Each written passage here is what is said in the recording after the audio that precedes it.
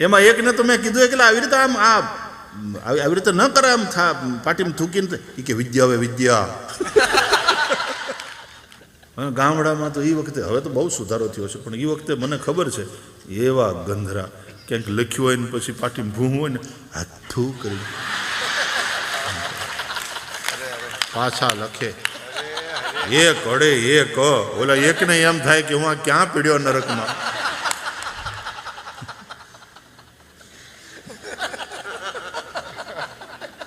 પેલામાંથી બહાર જ ન નીકળે. 5-5 વર્ષ પહેલામાં, 7-7 વર્ષ પહેલામાં જ હોય તે બીજા બધા નવા નવા આવતા જાય, પણ આ ન્યા પીડ્યો હોય એના એ ક્લાસમાં 6-7 વર્ષ એની બા રખડી,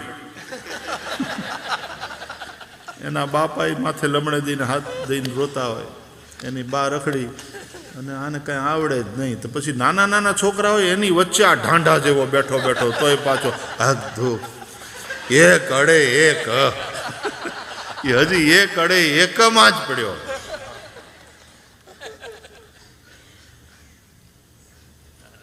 પછી 22 વર્ષ પછી જે મળે ને એ બધાના ઓળખાણ આપે તો એમ કે હું આની યાર ભણતો. કારણ કે આખી નિહાળે રે ભણ્યો હોય.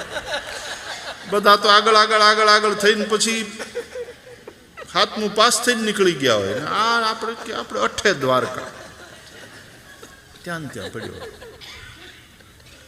જે મળે કે આ મારી યાર ભણતો.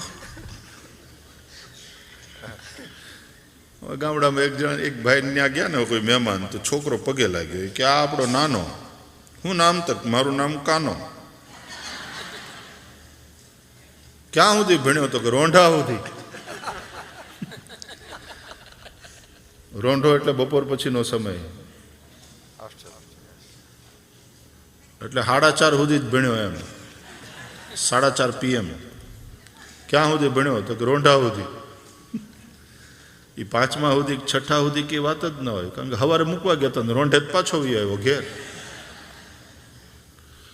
રોંઢો આ જો ભળકડું એટલે ડાઉન. ડાઉન કે ને DAWN ને, હે ડોન. ડોન કહેવાય. તો ઓલો ડોન પાછા. અંગ્રેજીમાં મને બહુ કન્ફ્યુઝન થાય. બેગ ને બેગ એમાં પછી હવે હું શીખું છું ધીમે ધીમે. ગેટ અને ગેટ, ગેટ ને ગેટ અને ગેટ. પહેલાં અમારે બધું ગેટ જ થતું. હજી તો તમે ગુજરાતમાં જાઓ ગેટમાંથી બહાર નીકળી જાઓ એમ કે.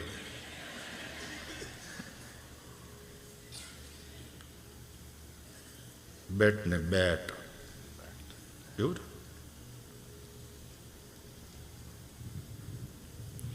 સમજાતું નથી હજી મને. એ સમજાતું નથી કે BUT બટ થાય તો PUT પટ કેમ ન થાય? PUT પુટ થાય પાછું. અને જો PUT પુટ થાય તો BUT બુટ કેમ ન થાય? આવું એ વખતે સાહેબને પૂછતા તો સાહેબ મારતા. મૂંગા મૂંગા ભણો ને અમે જેમ ભણાવીએ એમ જેમ કહીએ માનો. એનીવે, મોજ કરવાની. નિશાળમાં ભણતા ત્યારે બહુ મોજ કરતા. અમારે પાછું એવું હતું કે અઠવાડિયાના 6 દીમાંથી તો 4 દી સાહેબ આવ્યા ન હોય. અને જેવી ખબર પડે કે આજ સાહેબ ન થવાના એટલે સીધા નિશાળમાંથી નીકળી નદીએ જઈ દફતર કિનારે મૂકી કપડાં કાઢીને સીધા નદીમાં.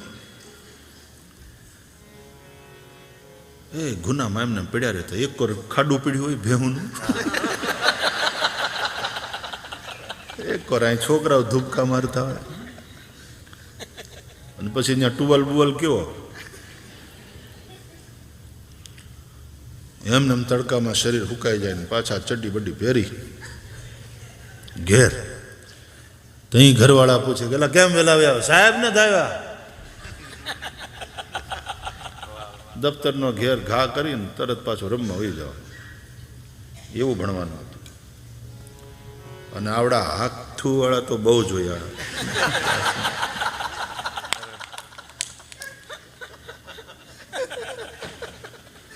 અને નફટાઈ નફટાઈ જુઓ, એમાં એકને તો મેં કીધું કે આવી રીતે આમ આવી રીતે ન કરે, આમ પાટીમાં થૂકીને કે વિદ્યા હવે વિદ્યા બોલો, હવે આવાથી એલા વિદ્યા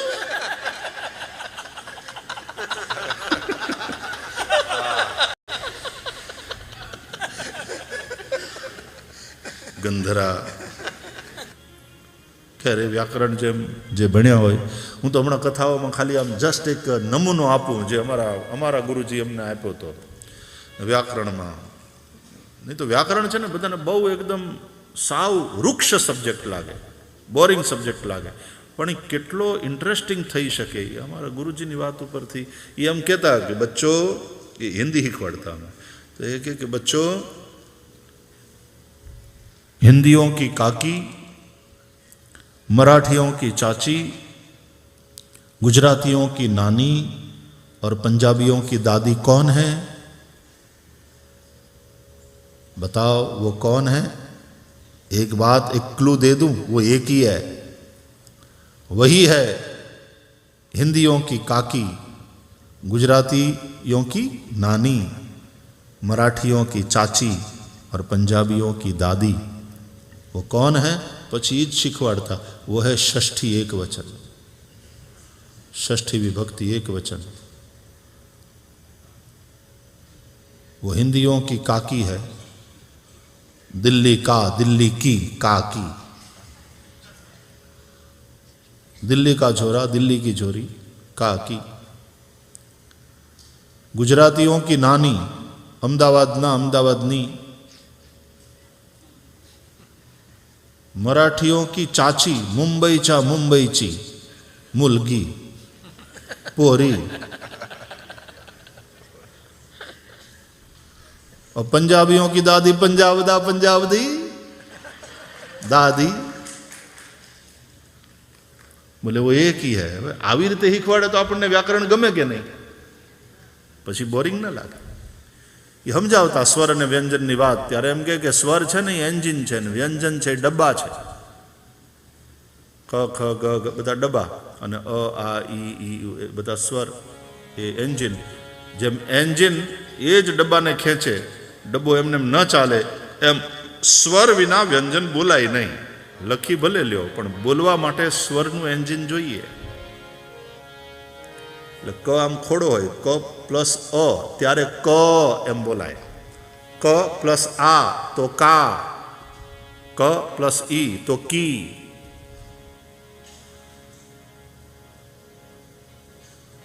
ઘાઘરી પુલકું પહેર્યા પછી એણે જ તે પાછો ડ્રેસ પહેર્યો, સલવાર કમીજ પહેર્યા, કુર્તા પહેર્યા, પછી એણે જ તે વળી પાછું જીન્સ ને ટોપ પહેર્યું, પછી એણે જ પાછું એવી રીતે ઈવડી હોય એની ઈ, પણ નોખું નોખું પહેરે ને એમ ક કા કી કી કુ કુ કે કઈ કો કૌ કમ કહ,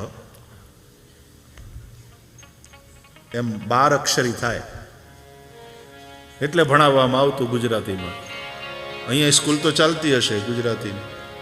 કને કાંઈ નહીં ક, કને કાંઈ નહીં ક, કને કાનો કા, કને કાનો કા, કને રસવઈ કી, કને રસવઈ કી, કને દીર્ઘઈ કી, કને દીર્ઘઈ કી, કને રસવાવાળું કુ, કને રસવાવાળું કુ, કને દીર્ઘાવાળું કુ, કને દીર્ઘાવાળું કુ, કને એક માત્રા કે, કને એક માત્રા કે, કને બે માત્રા કઈ, કને બે માત્રા કઈ, કને કાનો માત્ર કો, કને કાનો માત્ર કો, કને કાના બે માત્રા કૌ, કને કાના બે માત્રા કૌ, કને માથે મીંડું કમ, કને માથે મીંડું કમ, કને વિસર્ગ કહ, કને વિસર્ગ કહ. 12 થયા એટલે 12 અક્ષરી. એનું નામ 12 અક્ષરી છે, પણ અમારા ગામડામાં કહેતા બારખડી. 12 અક્ષરીનું જ અપ્રભંશ થઈને 12 અખડી. વાત સાચી, એની 12 અખડી. આ હરખો ભણતો તો છે નહીં, વતેણા લખવા આપ્યા હોય ખાઈ જાય. નિશાળમાં ત્યાં ધૂળી નિશાળમાં નાના છોકરા વતરણા ખાઈ જતા. હવે ઘણો સુધારો છે. એમાં હમણાં તો ક્લીન ઇન્ડિયા મૂવમેન્ટ ચાલે જ ને અમારે.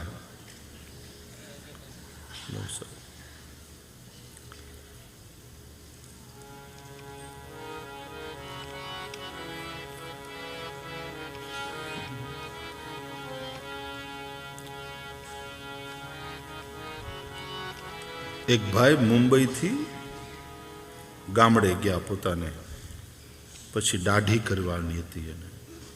તો ત્યાંનો પેલો હોય ને ભાઈ એને બોલાવ્યો. તો બાર્બર આવ્યો તો દાઢી કરવાની હતી એટલે એનું બધું સામાન કાઢ્યું અને ઓલી વાટકી સાબુની ડબ્બી આવતી ને એમાં પછી આમ બ્રશ કરવાનું. તો એમાં બ્રશ હા ઉભેલો એ કે છી તું આ હવે મારી દાઢીએ ચોપડીશ, કઈ ભાન છે કે નહીં? એટલે આ પાણી લે, આના ઉપર થૂક્યો તું. એ કે સાહેબ તમે શહેરના માણસ છો, મને ખબર છે, એટલા માટે તો આમાં થૂક્યો સાહેબ. અહીંયા વાળા હોય તો સીધા અહીંયા જ થૂકીએ ને પછી ન્યા ચોપે.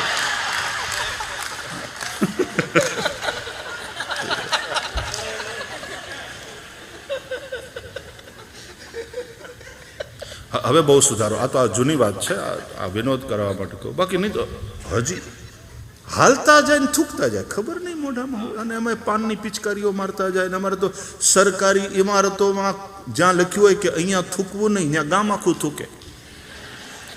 એના ખૂણા ભર્યા જ હોય પાનની પિચકારીઓથી. એવા ગંધરા, એવા 5 ડગલા હાલે, 15 ડગલા હાલે ને હાથ થૂક. પૂછવું ના પડે તમારે ફલાણા ભાઈ ક્યાં ગયા, બળખે વયા જાઓ.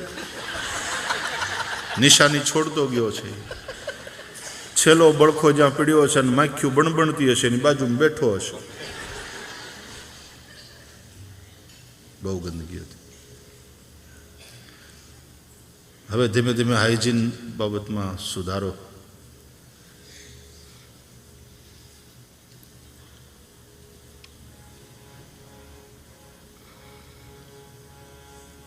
एक शब्द सम्यक प्रयुक्त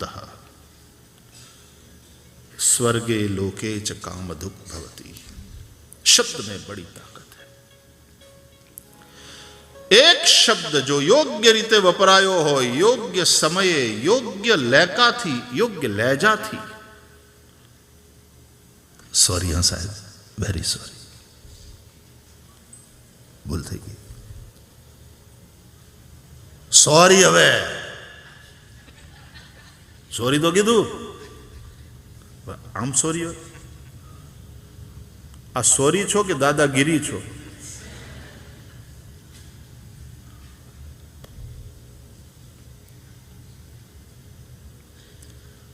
શબ્દ તો એ જ છે સોરી, પણ લહેજો, તમારો ભાવ આખો બદલાઈ ગયો. એટલે સમ્યક પ્રયુક્ત, એનો યોગ્ય રીતે ઉપયોગ. આ લોકમાં અને પરલોકમાં તમારા માટે કામધેનુ બની અને તમને ઈચ્છિત આપનારો બને. શબ્દ બડી તાકાત है.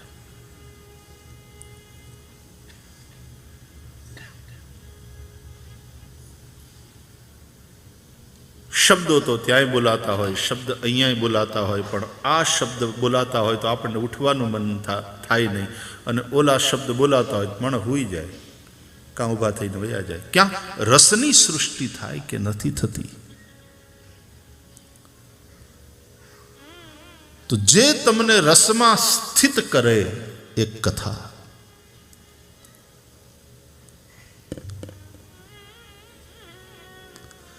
અમારે એક વૃંદાવનના સંત તો એવું કહેતા કે જેમ તમે પાન ખાઓ અને આ મોઢું લાલ થઈ જાય, એનું કારણ એ છે કે પાન એના ઉપર ચૂનો હોય, એમાં સોપારી હોય, એ તો હોય, પણ એમાં કાથો હોય, એટલે પાન લાલ થાય છે, મોઢું લાલ થાય. पान में यदि कथा न हो तो मुंह लाल नहीं होता, और जीवन में यदि कथा न हो तो जिंदगी लाल नहीं होती।